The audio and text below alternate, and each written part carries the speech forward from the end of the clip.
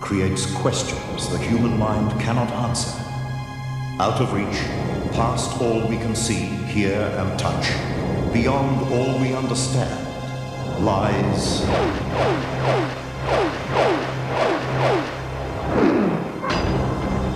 the extraordinary. There'll be never another story to compare with it. The extraordinary is the reuniting, after more than 50 years, of two long-separated brothers. That's bloody him! It's bloody him! I jumped a yard up in the air! Like this! One brother traveled halfway round the world, looking for his kin in a city of more than 1 million people. Defying logic, he found him. I just said to him, "Hello, Joe, how are you?" He said, "Hello, Jake, how are you?"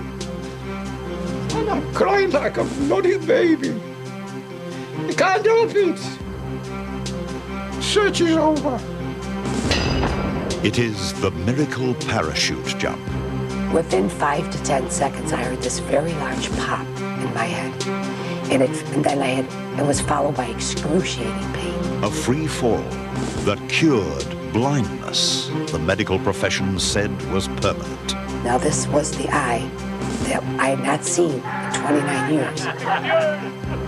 The extraordinary is the joke actress Stephanie Powers says her late lover William Holden played on her after his death.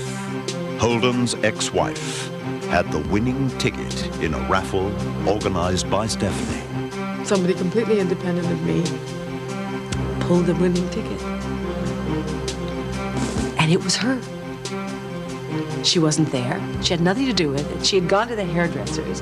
The hairdresser said, "Oh, come on, buy one of these tickets." You know, now she bought one ticket. And I thought, what are the chances of it? I thought, this is Bill's sense of humor. It is the strange happening in the life of comedian Anthony Aykroyd. 3 questions from a total stranger. Thought you can't ignore a message like that. I want us delivered 3 times in your face. Questions that solved a crisis. Just some of the stories that lie beyond our normal understanding. Tonight on The Extraordinary. That remarkable story a little later. Good evening. I'm Warwick Moss. Jake Mason will go to his grave a happy man. That's because after 46 years, he finally found the brother he'd not seen since 1947. But Jake's story is not one of a simple reunion. It's the tale of the search for a man who'd become lost amongst Australia's millions. A man happy to be a knight of the road. When Jake set off from England in search of Jonas Mason, he was looking for a needle in a haystack. As Alison Holloway discovered, what followed was one remarkable story. Jake, how would you sum up your story? Out of this world, there'll be never another story to compare with it.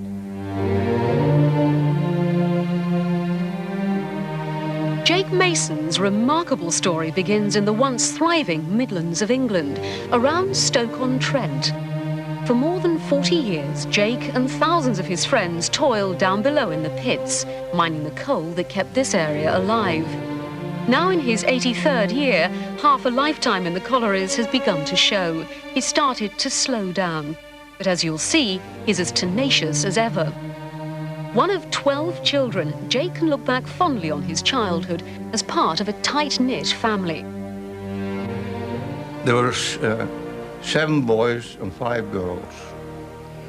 And I nursed or held Joe in my arms when he was 2 hours old. It's as true as I'm here. This was the street where the Mason clan grew up, but like many families, in time they drifted apart. Jonas, the young brother Jake nursed as a baby, joined the Navy. then mysteriously packed up and departed for Australia to seek a new life in Perth. That was late in the 1940s. Every now and then, a letter from Jonas would arrive, letting the family know he was alive and well. Then, in 1954, abruptly, the letters stopped. For all Jake Mason knew, his beloved brother was dead. But he wasn't forgotten. Eventually, about 1988, I said, I must do something about finding out where he is. I said, I can't stand it any longer. I must know. It's blood. You've got to know what happens to your relatives, your own kith and kin. With that idea fixed firmly in his brain, Jake Mason set himself what many thought was an impossible mission.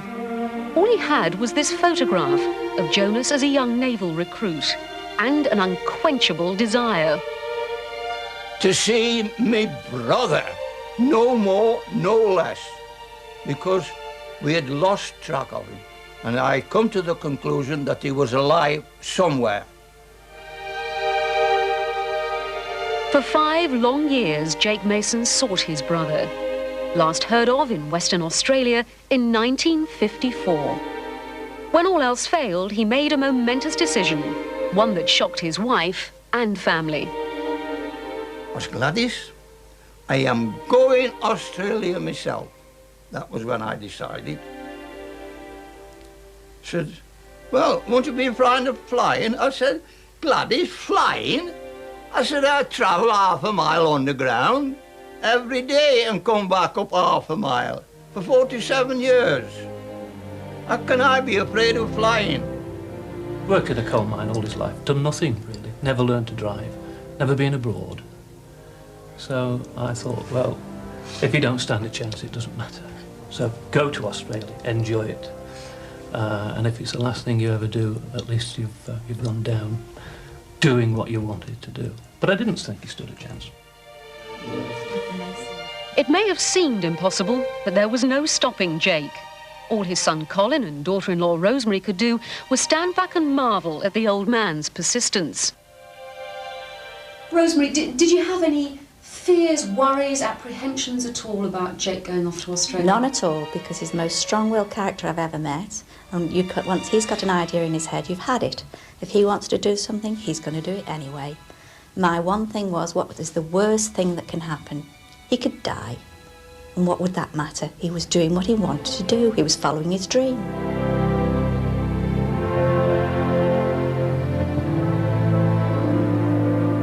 Was it craziness, stubbornness, or brotherly love that compelled an 83-year-old pensioner to leave behind the only environment he'd ever known to follow a dream? Jake Mason hardly had a penny to his name, but he was determined to find his long-lost brother. A brother who'd last been heard of in Australia 40 years earlier, but now could quite conceivably be anywhere in the world, if, and it was a very big if, he was still alive.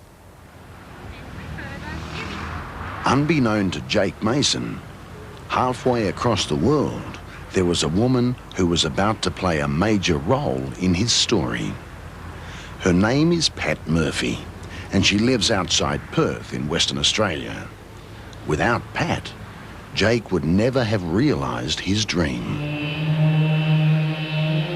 But when he landed in Perth in October last year, Jake had never heard of Pat Murphy. He still had no clues about his brother, only that old, fading photograph, and a fortnight to find him. As the days ticked by, Jake tramped the streets of Perth, asking questions, seeking help. But there were no answers. Jake Mason had little time and less money. Both were running out. Soon he'd have to abandon his quest and return to the Midlands. So in desperation, he turned to the Sunday Times newspaper in Perth. He told them his story, and they printed it. This was to be the first breakthrough in the search of a lifetime.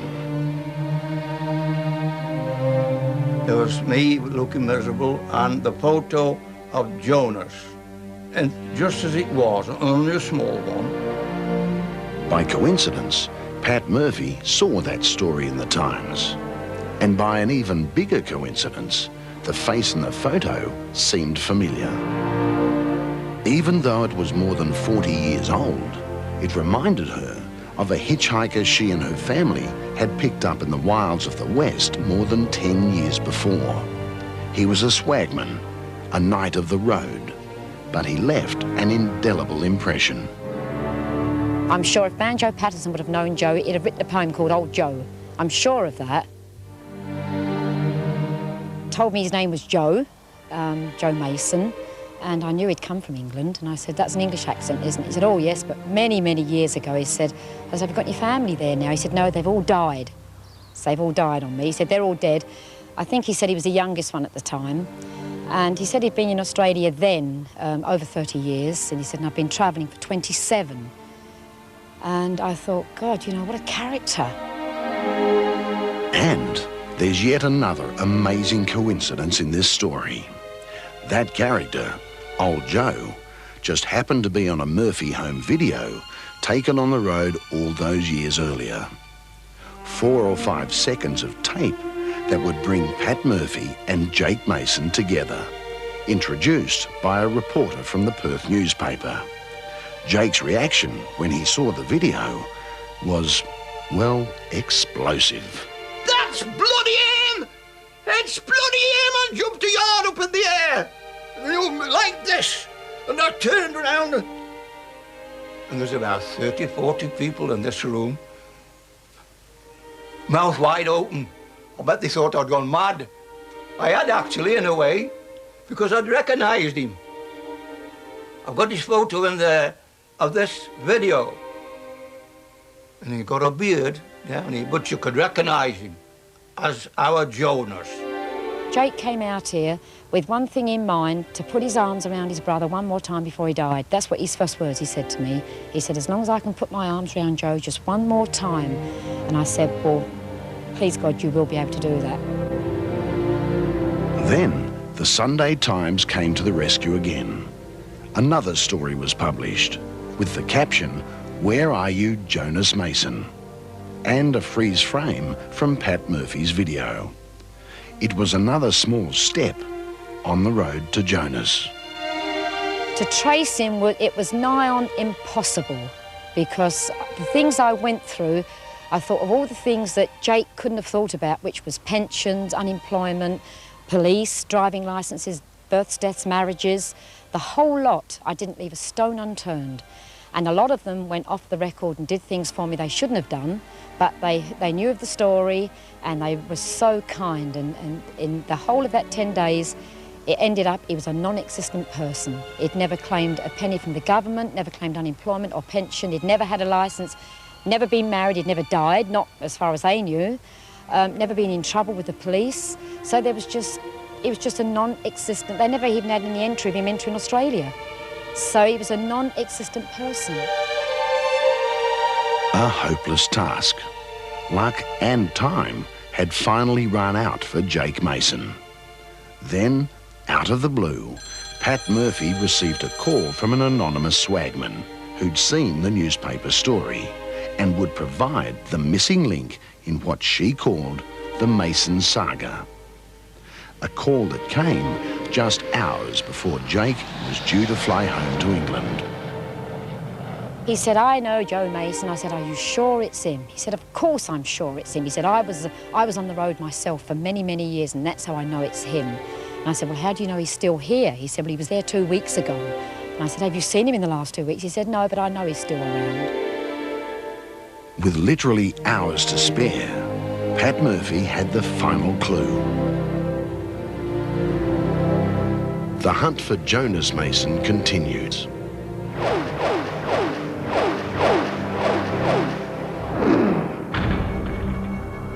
Jake Mason had not seen his brother for 47 years. He'd gambled his life on a trip halfway round the world in search of Jonas Mason. Helped by total strangers touched by his story, Jake Mason knew his brother was still alive. He was tantalisingly close to fulfilling his dream. Acting on a tip from an anonymous swagman, the hunt for Jonas Mason continued. The final pieces of this worldwide jigsaw puzzle were falling into place. I'd lived in Fremantle for 8 years and I never knew there was any caves there all that time. Finally, we got to this clearing. There was a whole lot of junk about, and the man said, well, that's where he was 2 weeks ago, and he about turned. And I started shouting out, Joe, Joe, are you in there? And then this man came out and I knew straight away that it was Joe, and I shouted out so loud, thank you, God, miracles do happen. Because in that instance, that was went through my mind. It was a miracle. I knew it was the Joe that I'd met 13 years ago, and I knew it was the Joe that Jake was looking for. She comes back. Come on, Jake. You're going to see your brother. He's coming up there. Tears. Bloody hellfire. And he comes. And he was there. What can you say? I just simply said to him, hello, Joe, how are you? He says, hello, Jake, how are you? And I'm crying like a bloody baby. I can't help it. Search is over. Well, tears rolling. I got eyes open once after holding him tight, you know. This is where that reunion took place. Old Joe's camp. His only home for the last few years. And again, it seems that fate took a hand. You see, only days before, Jonas had been on the road, and for some unknown reason, he'd decided it was time to return to base. When I saw him, I knew who he was straight away. But years ago, he was bigger than me. And I said, hey, shit, you've grown. For more than 40 years, Jonas had been on the road, travelling tens of thousands of kilometres a year, backwards and forwards across Australia. He's a man of few words, especially when it comes to personal details. I like to keep travelling, and I like to meet people, you see, on the road. You meet certain people, and they're very nice to talk to. And everywhere I go, I always learn something. Jake was able to postpone his departure for home. And in the days they had together, he learned a little more about his brother Jonas and all those lost years. It was a story that, as it unfolded, amazed the old miner from the Midlands. He said, I have lived with the wild Aborigines. I have lived and learned from them how to survive. He said, I can survive on nothing. I always go out on my walkabout without food in my tucker bag or money. I've never had a cent in my pocket all those years. I said, the hell you haven't? He says, no, I can survive anywhere. Since that reunion, Jake Mason's gone home to England. Jonas is doing what he does so well, taking life as it comes. But Pat Murphy has been keeping an eye on him, just to make sure he's okay. But there's no way in the world he's about to change his life on the road. His brother said to me before he left Australia, couldn't you possibly try and coax him to get a pension and try and start leading a normal life? And I said that would kill him. He could never do it, never. He lives the life he lives.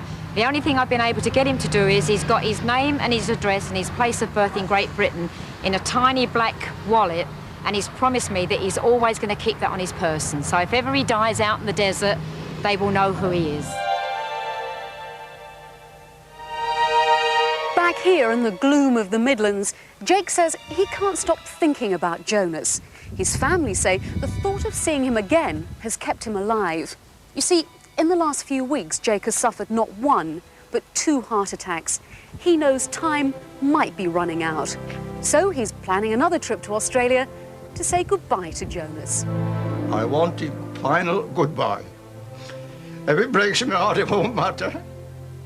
Won't matter. Because the story, you see, you want to listen to his stories, and you cannot really believe what he's done on nothing.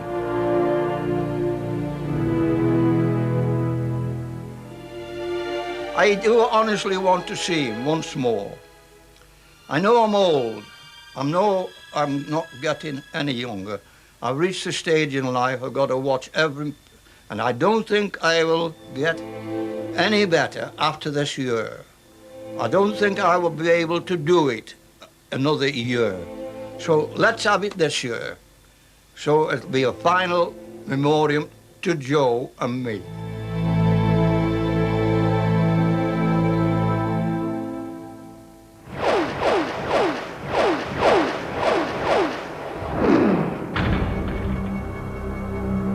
I'd like to introduce you to a very special person. Her name is Josie. She's someone who knows how to take it to the limit. Blind in one eye since the age of 16, she kept living life to the full. At 44, doctors told her she was going to be permanently blind in both eyes. Yet still, she kept challenging the odds every chance she got. She was near totally blind the day she put on a parachute and jumped. On that day, Josie proved that if you take life to the limit, anything can happen, even miracles.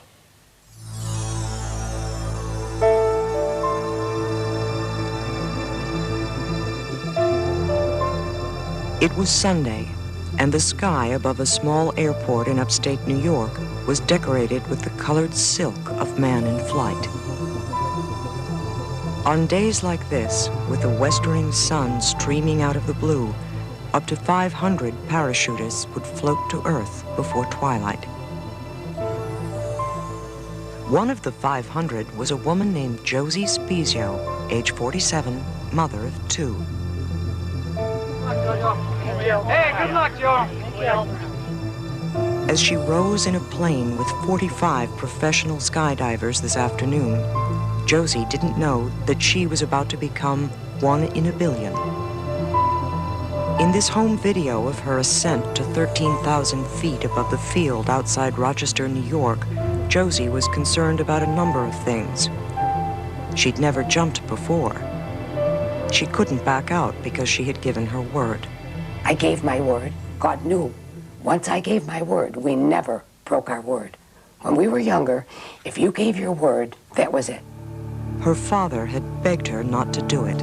My dad is following me around. Don't do this. You're a grandmother. What's wrong with you? You're going to give me a heart attack. Her brother had told her she must. And he just turned to me very seriously and he said, Jojo, he said, this is your moment. You'll be fine.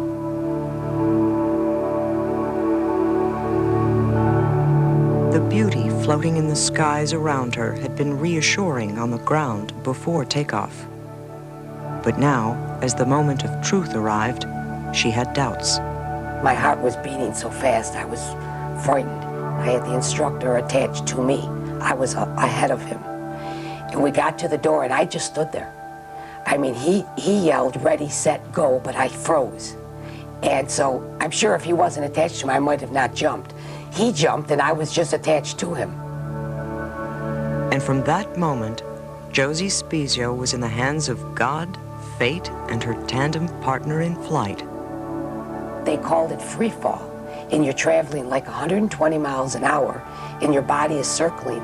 And I was just like holding my breath. Well, then I felt the instructor tapping my hip, which was supposed to be an indication for me to pull my own ripcord.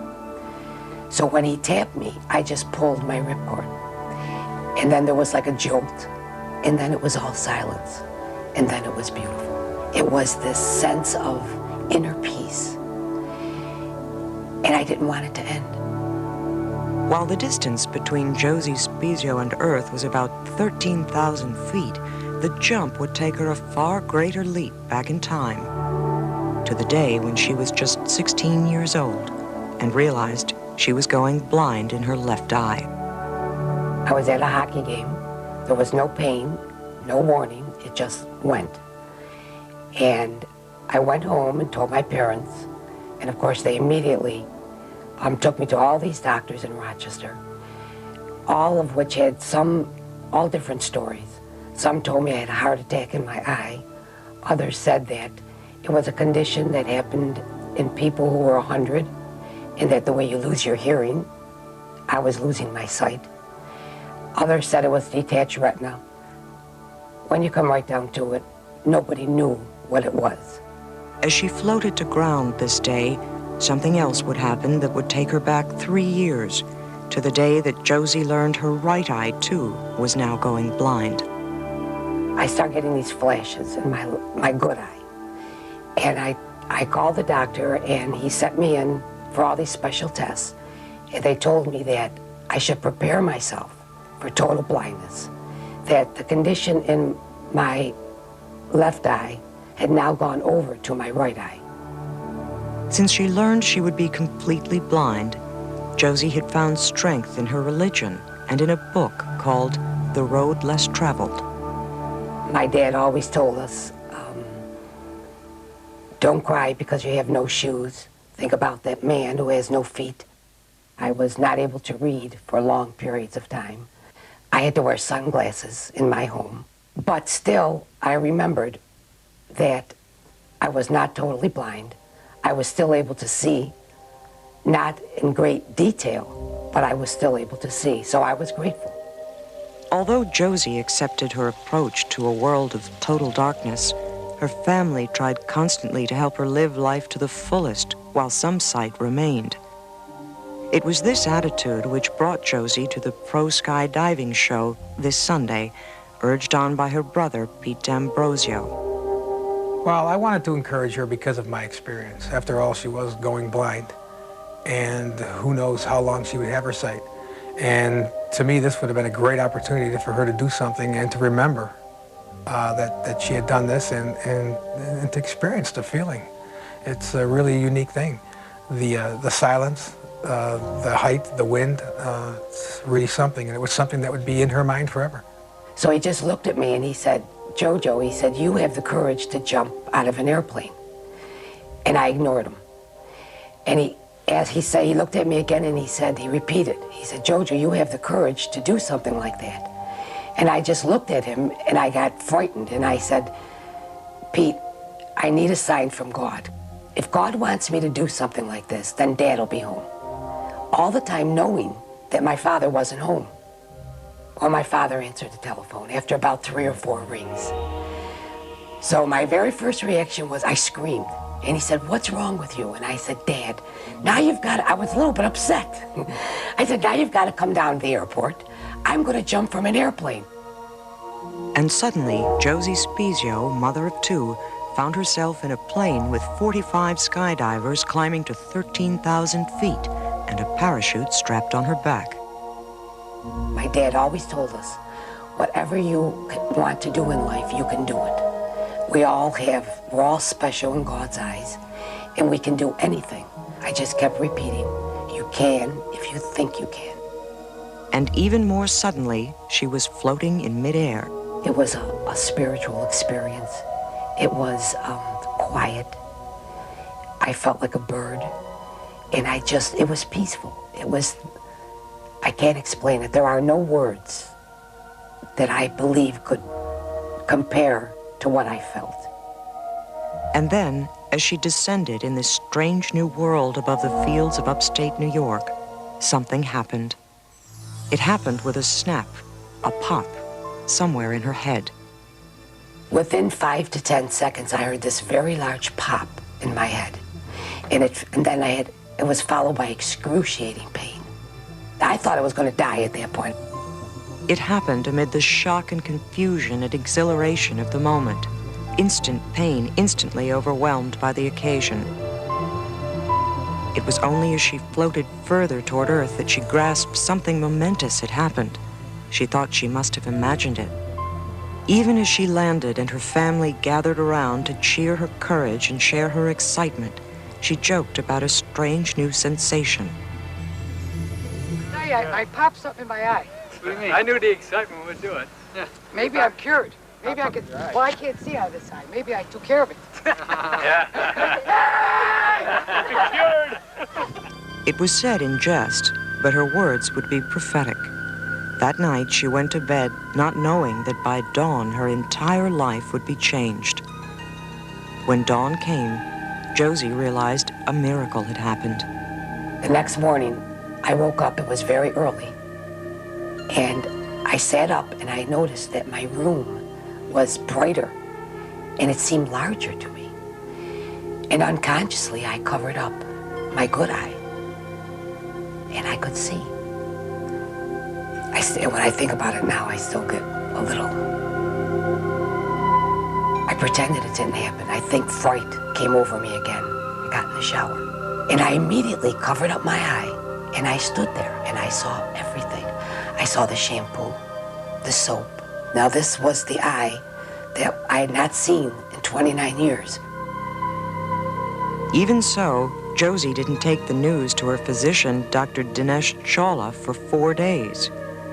When Dr. Chawla examined Josie's eyes, he compared them to the slide of her left eye taken only a week before her parachute jump. The left eye had been totally blind since she was 16, but now it was clear, healthy. The difference was dramatic. Dr. Chawla had no explanation other than that something in the way Josie fell apparently popped the blockage that had sent her blind. For Josie, the answer is more simple. A miracle. It was the miracle, and that miracles abound. And we all have our own miracle. This was just my miracle.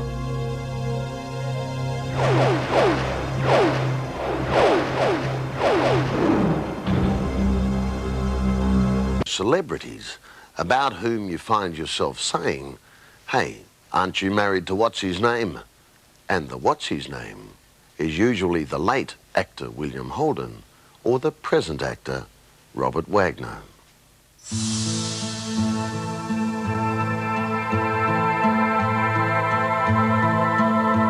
Both men have played an important role in Stephanie's life, and it's sometimes easy to get confused. The late William Holden was the love of her life. Robert Wagner is her co-star in the long-running Heart to Heart TV series. Their two worlds merge a lot these days because Wagner, over the years, has become one of Stephanie's closest friends.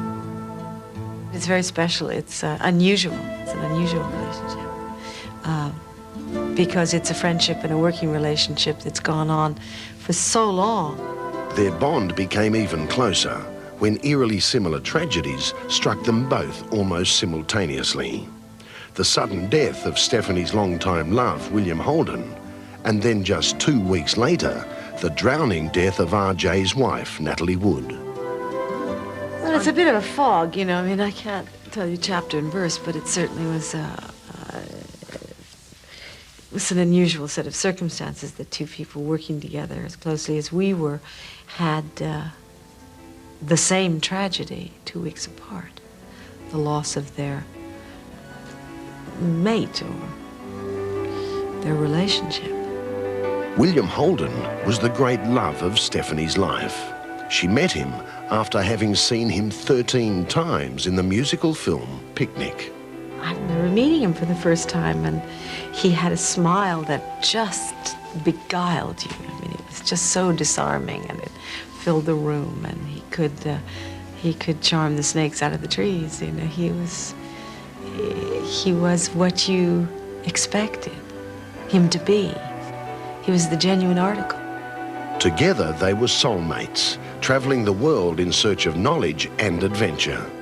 The most important thing is the search. It's like saying the arrival isn't as important as the journey. One of the special journeys Stephanie shared with Holden was to the wonders of African wildlife. For Stephanie, who as a child wanted to be a veterinarian, Kenya was a spiritual experience. The sun goes down and it feels like the primordial sunset that has never changed, that I'm only getting a glimpse of. It's big, it's very large, the space is very large, the sky is very big, the horizon is very, very open. This feels like home. Kenya feels like home. Stephanie now runs the William Holden Wildlife Foundation, keeping his memory and his dream alive. After his death, I found my own way of sort of, I suppose, living with a memory. But then every once in a while, something will happen where I can only think that, I don't know how else to interpret it, that it's the hand of Bill. One recent experience in particular made her think Bill's sense of humour is still at play.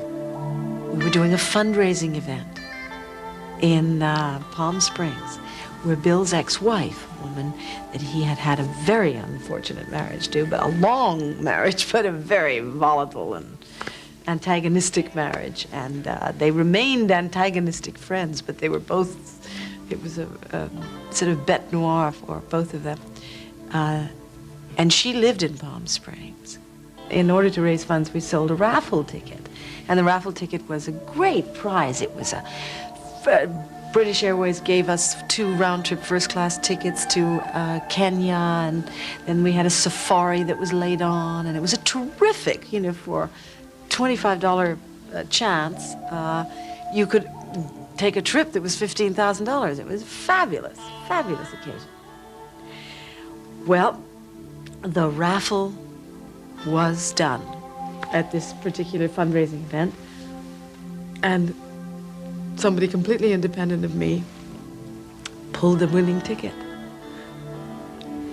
And it was her. She wasn't there. She had nothing to do with it. She had gone to the hairdressers. The hairdresser said, oh, come on, buy one of these tickets, you know. She bought 1 ticket. And I thought, what are the chances of this? I thought, this is Bill's sense of humor. This was really his sense of humor.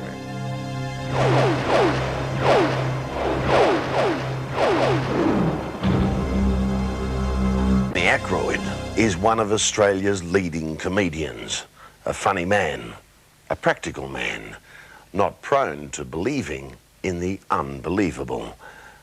Then again... I was at home doing the dishes one day, and as I was doing them, a glass slipped out of my hand and smashed. It was a glass that my wife, Anna, really liked. It was a present. And so I went to the lounge room and said, oh, I've broken one of those glasses. And she got upset and said, well, you know, are you going to say you're sorry? And I was like, well, you know, it's an accident, so, you know, why should I say I'm sorry? You know, I didn't mean to do it. And she was like, well, you know, are you going to say you're sorry? And I was like, no. So she became more and more entrenched in her position, and I became firmly entrenched in mine. And eventually I stormed out, really angry, and I had to go to the post office, so I grabbed this letter I had to post and went to the post office.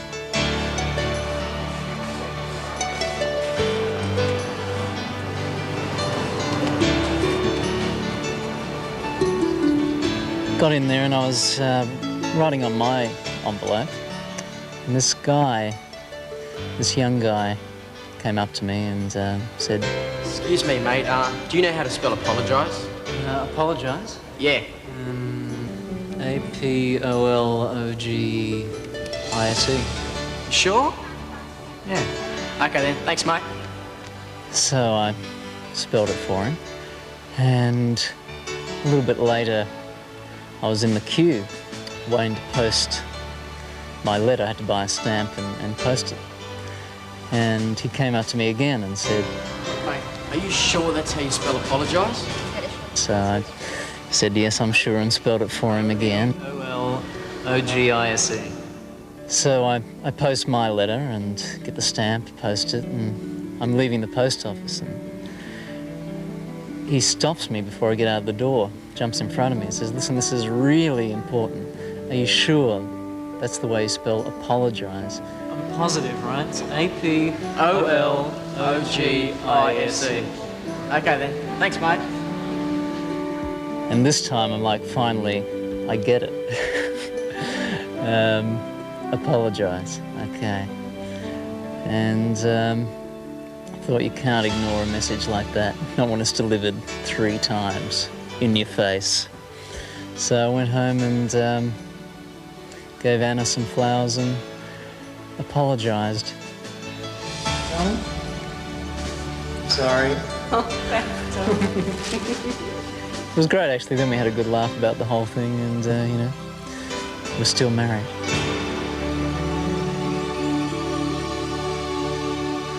And then there was the time Anthony was confronted by what can only be described as, well, a series of remarkable coincidences.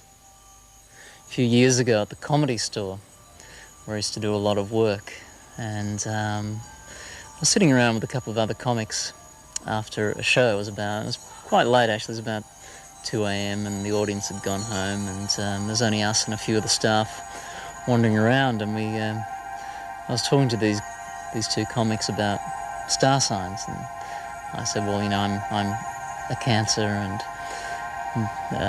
the other one went, well, so am I, and the other one went, well, me too. Oh, it's a coincidence. And I said, what is your birthday? And this guy said, 30th of June. I said, well, me too, 30th of June. And the other comic said, you won't believe this, 30th of June. And that was bizarre enough. And then we called over one of the staff and said, you know, talking about star signs, and we're all Cancers. And he said, oh, so am I, 30th of June. You know, I thought, this is bizarre. And we called over the other 2 people there, and one was 29th of June and the other was 1st of July. We thought, this is strange. And we felt a very close bond of comedic, Cancerish coincidence.